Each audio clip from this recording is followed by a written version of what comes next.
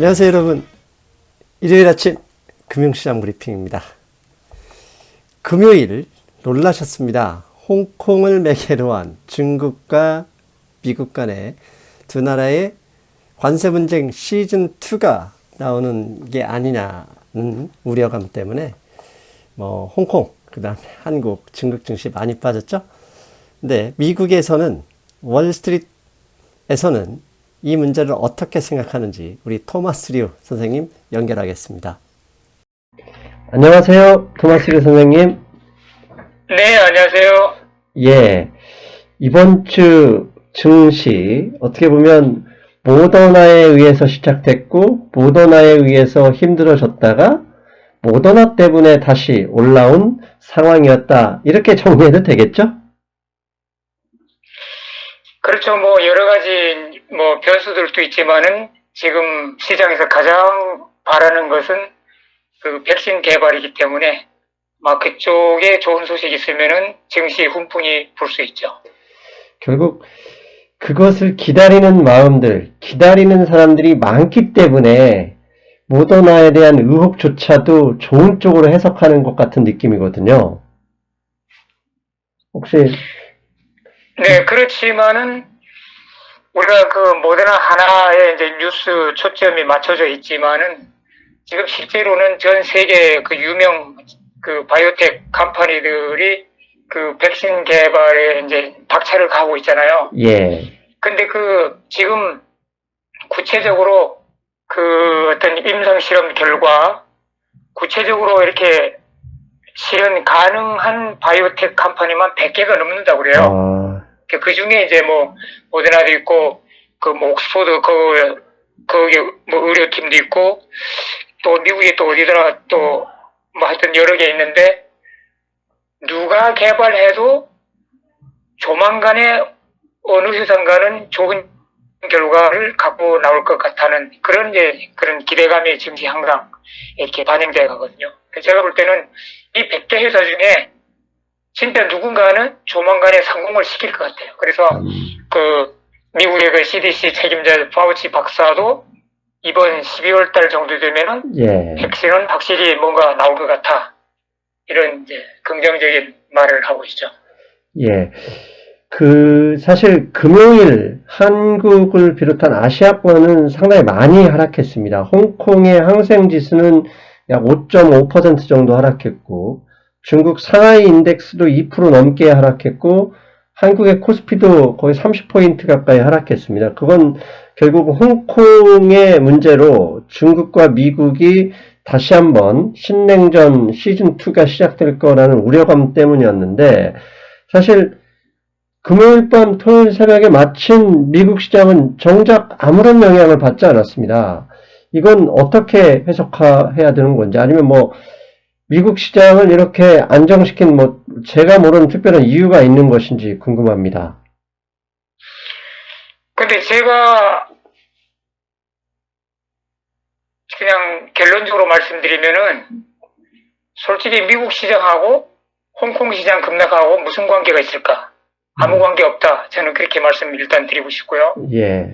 이제 홍콩 시장이 이제 급락한 거는 이제 앞으로 이제 홍콩의 그 신시장적인 그런 분위기가 좀 획일적이고 규제 일변도인 그런 중국 방식으로 변할 수도 있다는 그것 때문에 아마 좀 충격을 먹은 것 같고요. 그 다음에 이제 미중 긴장 관계에서 이제 일단 중국의 시장이나 경제가 조금 영향받을 수 있고, 중국의 또 의존도가 높은 한국 증시도 영향받을 수 있죠. 근데 미국 시장은 전체적으로는 영향 없었는데, 그러나 미국에 상장된 중국 주식들 있잖아요. 예. 알리바바, 바이두, 예. 텐센트 이런 그런 회사들은 한 5%, 6%씩 하락했어요. 예. 그래서 찻잔 속의 태풍이지만은 제가 볼 때는 중국 주식들이 지금 미국의 새로운 법안이 통과돼 갖고 미국의 상장된 중국 주식들 상폐를 할 수 있다는 그런 이제 법안이 돼 있잖아요. 근데 일단은 제가 볼 때는 중국 주식 주식들이, 그 중국 회사들이 미국 회사들, 그 미국의 그 뭐죠, 그 회계장부 예. 그 기준 하고는 많이 이제 거리가 좀 있을 것 같아요. 미국은 진짜 그 회계장부 이 검열 이 시스템 이게 무척 깐깐하고 그 처벌도 엄청나거든요. 근데 중국에 있는 기업들은 아무래도 그런 투명성에서 많이 떨어질 거기 때문에 당분간은 미국 내에 상장되는 중국 주식들이 이런 회계장부 투명성을 위해서 그렇게 이제 하락으로 좀 당분간은 갈 것 같다 이런 생각이 듭니다. 사실 지금 중국과 미국의 이 두 번째 이 분쟁이 일어날 수 있다는 게 크게 두 가지거든요. 첫째는 말씀하신 것처럼 루이신 커피처럼 중국의 회계 못 믿겠으니까 여차하면 너희들 상장 폐지할 수도 있어라는 것과 두 번째는 이제 한국 시간으로 금요일 새벽인데 미국 상원에서 중국이 홍콩에 뭐 일명 국가보안법을 시행한다면 미국이 가만히 있지 않겠다라는 그것 때문 이 두 가지인데 사실 한국 시장이 긴장했던 것은 이제 홍콩을 매개로 또다시 미국과 중국이 격돌하면 뭐 그 하루 전날 반도체 주식이 하락하고 했던 것처럼 이런 새로운 또 관세 전쟁이 일어나는 게 아니냐 이것 때문에 걱정을 했는데 선생님 말씀을 보면 뒤에 홍콩 문제는 미국 금융시장에서는 별로 신경을 안 쓴다 이렇게 제가 이해하면 될까요? 그렇죠. 미국과 뭐 홍콩 시장은 직접적인 관계가 없고 다만 이제 그 미국의 그 리타이먼트 펀드 그 은퇴 상품 안에는 홍콩의 항생 지수가 상당히 많이 포함되어 있어요. 예. 그래서 그런 데는 뭐 조금 영향이 있겠지만은 당장 증시에 나타난 영향은 없고 제가 볼 때는 뭐 홍콩 증시가 앞으로 더 많이 빠진다 할지라도 미국 증시하고는 별 관계 없을 것이다. 그렇게 생각하고 있습니다. 예, 그럼에도 불구하고 사실 어제, 그러니까 금요일 장 초반에는 선물 시장이 많이 하락했었거든요. 그런데 네. 곧바로 이제 반등하면서 나스닥 쪽에서 증시를 이끌었는데, 그게 파우치 박사가 앞에서 우리 선생님께서 언급하신 대로 12월이면 아니면 늦어도 1월이면 뭐 백신 개발이 가능할 것이다. 이런 긍정적인 기사가 있었기 때문이다라고 저는 봤거든요. 그 점은 네. 혹시 선생님 생각은 궁금합니다. 그렇죠. 이제 뭐 여러 가지 뭐 요인도 있지만은 이제 그 파우치 박사의 뭐 긍정적인 언급도 있고 그 다음에 또 중요한 게 그 원유 가격이 예. 그 WTI 가격 기준으로 해갖고요. 35달러쯤에서 조정을 보일 것이다. 이제 저는 이제 그렇게 이제 제 고객방에 이제 글을 올렸던 적이 있거든요. 며칠 전에. 네. 아니, 일주일 전에. 근데 어제 아침에 34.5달러. 거기를 정점으로 찍고 그때부터 이제 하락했어요. 그래서 제가 볼 때는 미국 증시가 초반에 많이 빠졌던 게 꼭 무슨 홍콩법 이런 것 때문이라기보다도 지금까지 증시가 계속적으로 지속적으로 상승해 왔던 그 근본 밑바닥에는 지난 4월 20일 이후로 그 WTI 선물이 바뀌면서 그때부터 상승세를 계속 이어왔거든요. 예. 지난 한 달 동안 원유 가격이 상승하면서 에너지 주식들이 일단은 증시 밑바닥에서 받쳐줬어요. 그래서 증시가 조금 하락하다가도 그 에너지 주식들 덕분에 또 상승하고. 근데 이런 패턴을 계속해 왔는데 35달러에서 찍고 하강을 하면서 한 4%, 4.5%까지 하락했었거든요. 오늘 그 금요일 새벽에. 그러다가 이제 금요일 오후에 그 베이커 휴지라고 하는 그 미국의 그 원유 그 펌핑하는 그 리카운트를 발표하는 그 회사가 있어요. 예. 거기서 오후 2시에 미국의 원유 그 펌핑하는 그 리카운트가 3주 연속으로 아주 급속히 줄어들었다. 이제 이렇게 발표했거든요. 예. 결국은 그 원유 펌핑해내는 그 기구가 폐쇄됐다는 얘기인데, 그래서 그 시추공 폐쇄가 그렇게 3주 동안 계속 급격히 이제 폐쇄를 시켰다는 것은 결국 그 국제 원유 시장에서 수급 관계의 밸런스를 이루고 있다는 얘기거든요. 그래서 오후 2시를 기점으로 원유 가격이 회복하기 시작했어요. 그래서 4.5% 마이너스였다가 1%까지 이제 마이너스긴 하지만은 1%까지 하면서 그와 동시에 증시가 상승을 같이 기회를 같이 했거든요. 그래서 저는 그거를 이렇게 유심히 바라보면서 파우치 박사의 긍정적인 언급도 있었지만은 원유 가격이 투심에 안정적인 어떤 신호를 준 것 같다 이렇게 생각했습니다. 예. 결국은 정리를 해보면 최근에 그 미국 증시에서 흐르는 게 가장 첫 번째 중요한 흐름이 경제활동의 기대감이잖아요. 경제활동이 되면 실업자도 줄고 이제 경제가 점점 정상화될 것이다. 그런데 한편으로는 19이 혹시 또 경제활동 재개에 확 늘어나면 어떡하지라고 걱정하고 있는데 백신 이야기가 나오면서 그러면 더 좋아지겠네. 이 분위기가 전체적으로 형성되고 있는 것 같아요. 그렇죠. 근데 이제 그 리오프닝에 대한 기대감이 전에는 상당히 컸거든요. 예. 근데 최근에 그 기대감이 조금 줄어들었는데 그것은 왜냐하면은 결국 리오프닝을 해도 전에도 제가 몇 차례 말씀드렸지만은 템포러리 임시 휴직에 있던 그 근로자들이 전원 다 복귀하는 게 아니거든요. 그렇죠. 그래서 리오프닝을 시작한 스테이트에서 보니까 우리가 예상한 대로 뭐 한 3분의 1 정도 그 정도만 복귀를 하고 나머지는 여전히 그 실업 상태로 이제 스테이한 그 상태고 앞으로 추세도 반 이상을 못 넘어갈 것 같아. 이런 이제 그런 변수가 시장에 반영되면서 이 리오프닝을 해도 이 고용시장이라든가 이 고용시장이 또 이게 직장으로 많이 복귀 못하면 이것이 또 소비시장에도 영향을 미치기 때문에 그래서 그런 기대감이 조금 줄어들었다고 하는 그런 걸 제가 발견하거든요. 그래서 그것도 증시에 일부 반영되고 있다 그렇게 보고 있습니다. 근데 거기에 다시 지난주에 이제 민주당이 주도하는 하원에서 낸시 펠로시 의원이 상정한 3조 달러 추가 부양책을 일단 통과시켰습니다. 그런데 상원에서 통과되려면 공화당이 협조를 해야 되는데 공화당 원내대표인 맥코넬 의원이 3조 달러 너무 많다. 1조 달러로 줄여야 된다. 특히 6개월 동안 실업수당에 추가로 주당 600달러 주는 것을 다시 연장하는 걸 반대한다. 이런 이야기로 있었는데 오늘 아침 그러니까 토요일 새벽에 나온 CNBC 뉴스를 보면 트럼프를 비롯한 트럼프 행정부는 민주당의 이번 그 추가 지원안을 아주 긍정적으로 보고 있다. 곧 추진할 것 같다. 이런 이야기를 했거든요. 이것도 결국 앞으로 시장에 대해 그 실업자가 그렇게 순식간에 복귀하지 않는다면 다시 한 명당 1200달러 주고 이게 분명히 경제에 도움이 되니까 주식시장도 그걸 기대하는 것은 아닐까요? 뭐 충분히 기대할 수 있죠.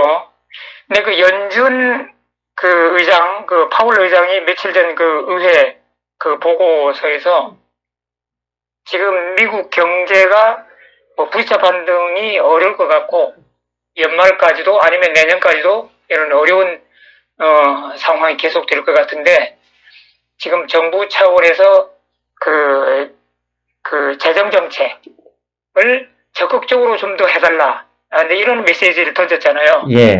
네, 사실 우리가 이제 객관적으로 보면 이제 그런 상황인데, 이제 정치적으로 보면은, 이제 $2 트릴리언 이렇게 스티뮬러스 패키지를 발의한 것은 민주당 쪽이거든요. 근데 이제 트럼프나 공화당 쪽에서 이제 선제권을 못 잡았으니까 거기에 대한 브레이크를 이제 거는 이제 모습이고, 또 이제 공화당에서 주장하는 이제 좀 그럴싸한 이유로는 먼저 이제 집행하기 시작했던 $2 트릴리언 패키지가 아직도 여전히 집행 중인데 지금 추가적으로 다시 또 $2 트릴리언 또 하는 거는 너무 이중적인 어떤 좀 그런 패키지다.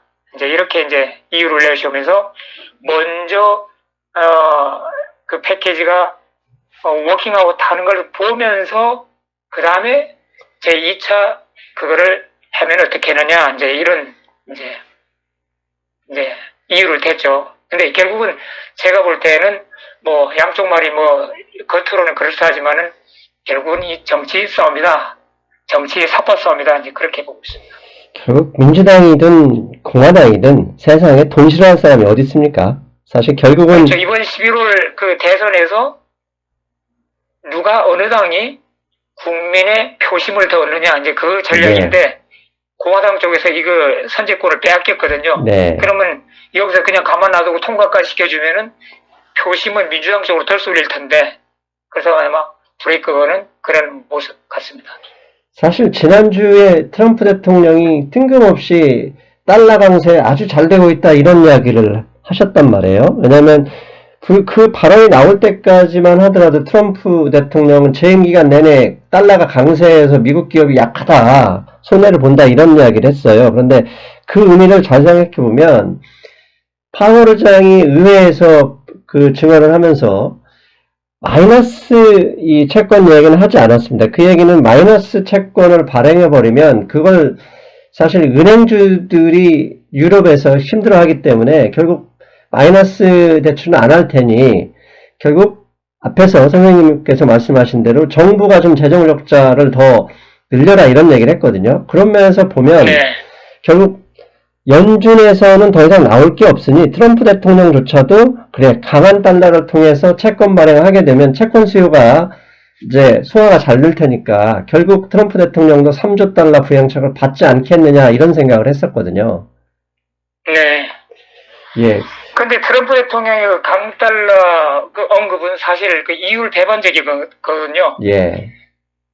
그 연준의 그 기준금리가 거의 0%인 상황에서 강달러로 가는 거는 지금 현재 상황 보면은 어떤 그 이머징 국가나 그 밑에 수준 낮은 그 외환 보유고가 거의 없는 그런 나라들의 그 미국 달러 수요 증가 이런 상황에서는 강달러가 유지되지만은 연준의 제로금리 이 정책에서는 지금 한시적으로 금융시장이 긴장했을 때는 강달러 기조가 유지될 수 있지만은 이 금융시장 긴장 관계가 해소된다 그러면은 이건 약달러로 가는 건 뻔하거든요. 예. 그러면은 트럼프 대통령은 마이너스 금리까지 가자 해놓고 강달러를 지금 주장하는 것은 사실 이 양쪽이 말이 서로 어긋나는 거죠. 그래서 트럼프 대통령은 제가 전에도 말씀드렸다시피 깊이 생각 안 하고 그냥 입술에서 나오는 대로 내뱉는 스타일이니까 우리가 마음에 두지 말자 이제 그거죠. 근데 한편은 또 이렇게 생각해 보면 말씀하신 대로 달러화가 현재 제로금리하고 뭐 그 이 연준의 대차절표 무려 7조 달러까지 해놓고 달러 강세가 나오기 기대하려면 결국 그 주가가 하락하는 그런 장세가 필요하거든요. 금융시장이 약간 불안함.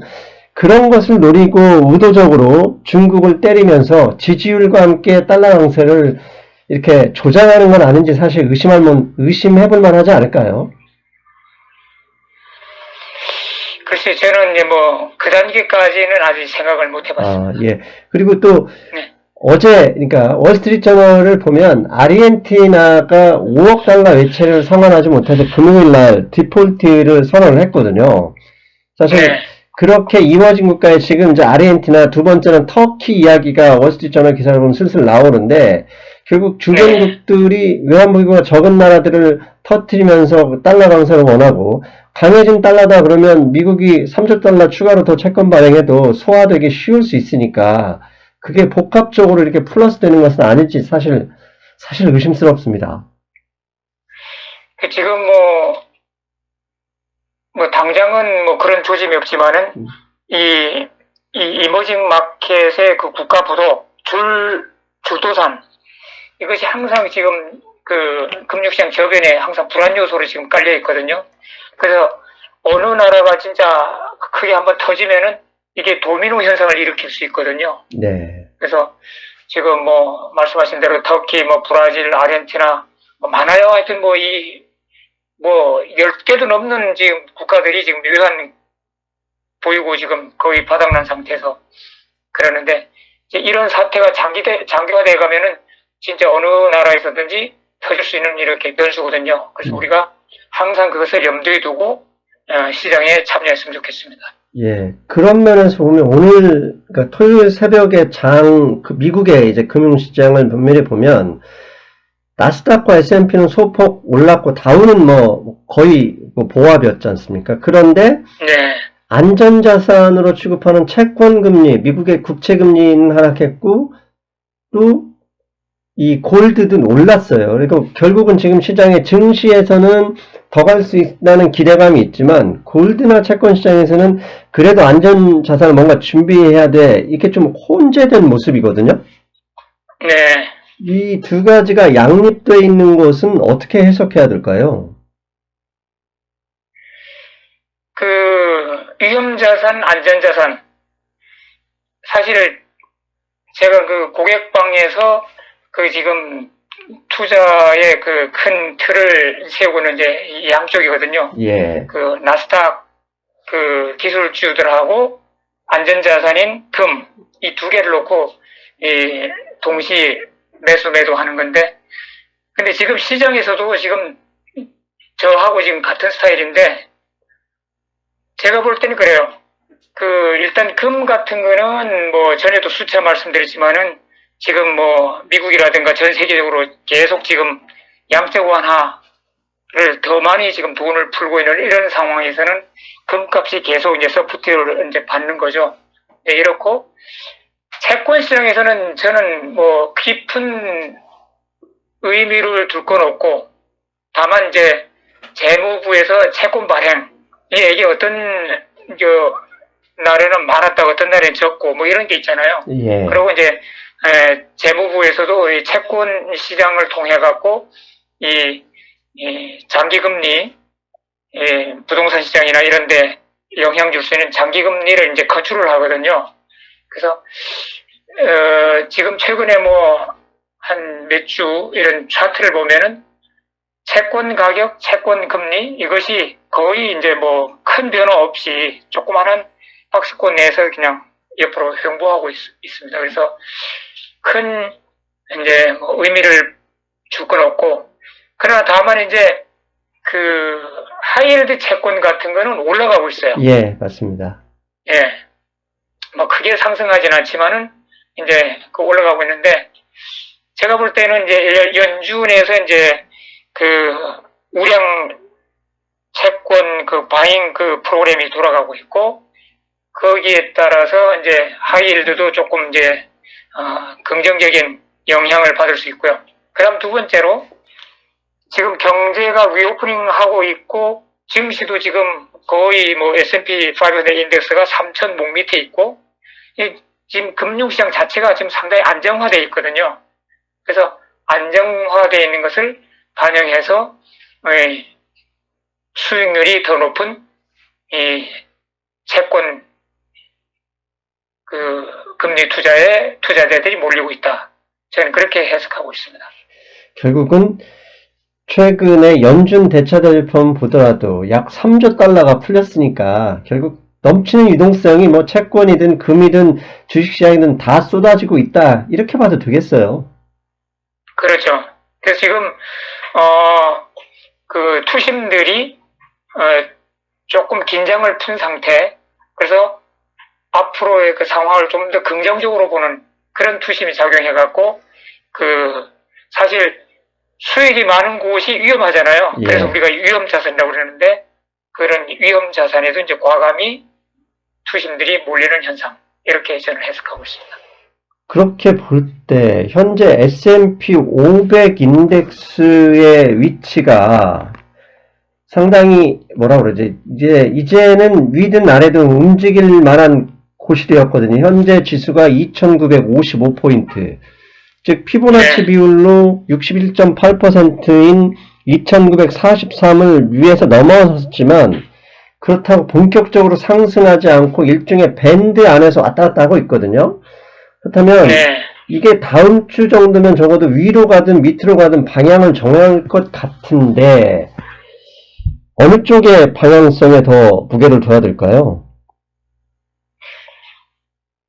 그 주 초에 S&P가 2,975까지 올라갔었거든요. 예, 올라갔다가 이제 뭐 미중 간의 그 긴장 그런 걸로 하고 또 원유 가격도 하락하고 이제 그 영향으로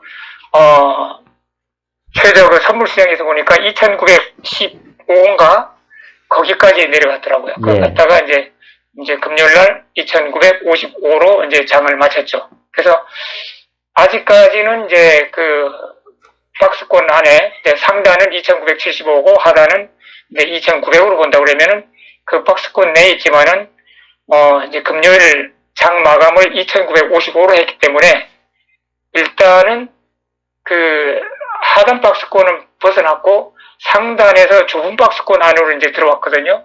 그래서 제가 볼 때는 이제 다음 월요일 날은 미국 시장이 이제 휴장해요. 예. 그래서 화요일 날 오픈하는데 그 4일 거래 중에 3천을 찍을 것 같다는 그런 생각이 듭니다. 그렇다. 그런데 지금 옵션 시장에 이 미국 SPX의 콜옵션, 풋옵션, 이 풋콜 레이시오를 보면, 지난주 수요일 날 콜옵션이 극대화 시점이었고, 목요일, 금요일부터 슬슬 풋옵션이 늘어나고 있거든요. 그건 또 영향을 좀 받지 않을까요? 근데 그 시장 그 분석할 때, 예, 우리가 이제 한쪽으로 많이 쏠려 있으면 반대쪽으로 튀잖아요. 예, 예, 그래서,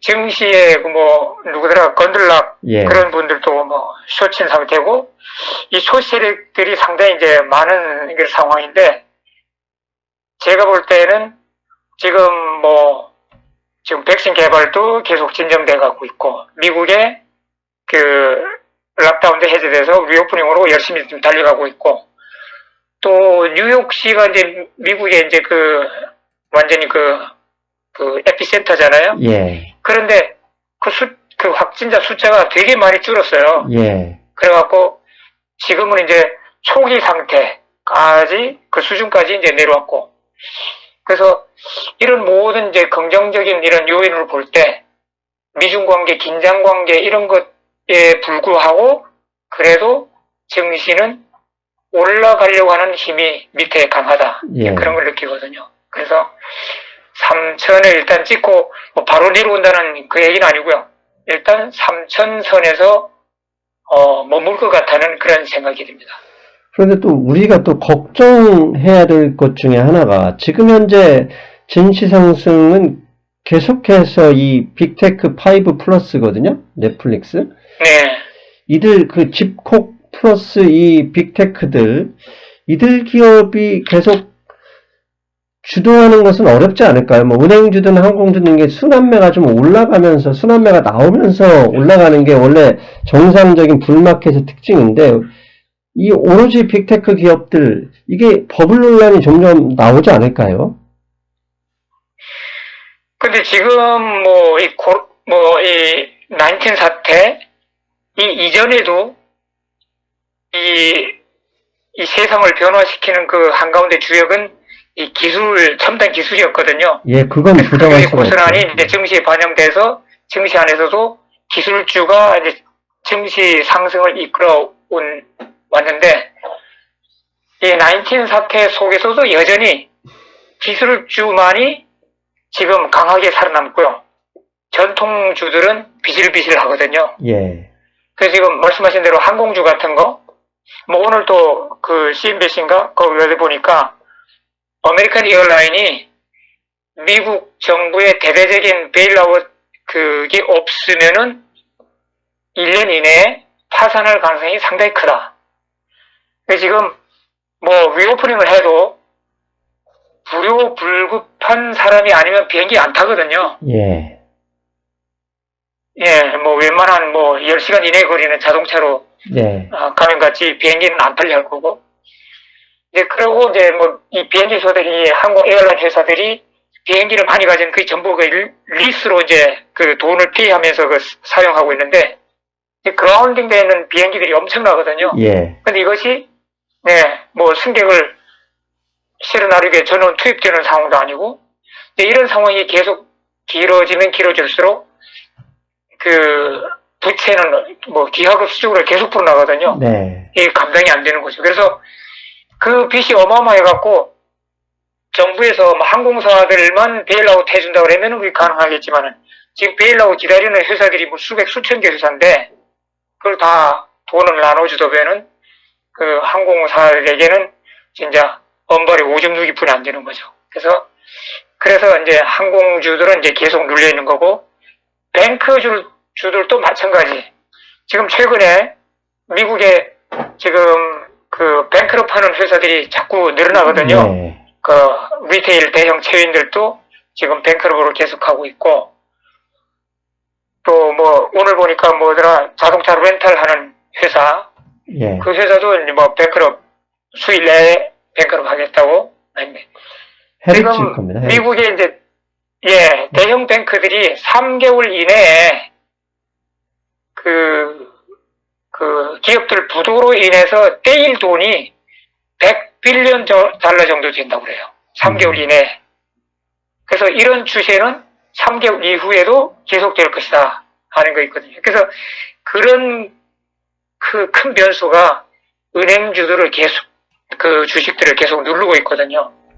그래서 저금리 상황만 해도 뱅크 주식들이 상당히 악재인데다가 지금 계속적으로 하나둘씩 늘어나는 이 기업들의 파산 이것이 이제 은행에 이제 그 자금 부담을 이제 주고 있기 때문에 그리고 이제 다우존스 같은 경우는 전통적인 이제 산업주들이 많이 몰려 있는 데고 이제 나스닥은 이제 기술주의잖아요. 그래서 예. 결론은 이 19 사태 속에서도 결국 빛나는 것은 기술주, 이 초대형 우량주들, 이것에 이제 우리가 기대를 걸어야 한다. 그렇게 말씀드리고 싶습니다.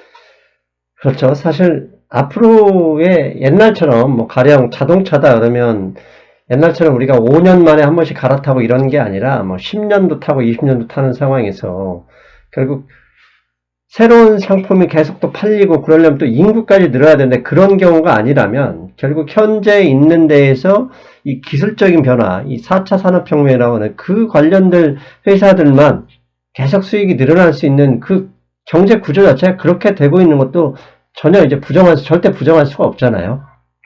네, 그렇죠. 예. 그래서 이제 제가 이제 그 회원들에게 좀 당부의 말씀드리고 싶은 거는 그 개별 그 주식 있잖아요. 개별 예. 주식. 예. 여기는 웬만하면은 하지 말고 기술주 위주의 ETF를 하라고 이제 말씀드리고 싶어요. 네.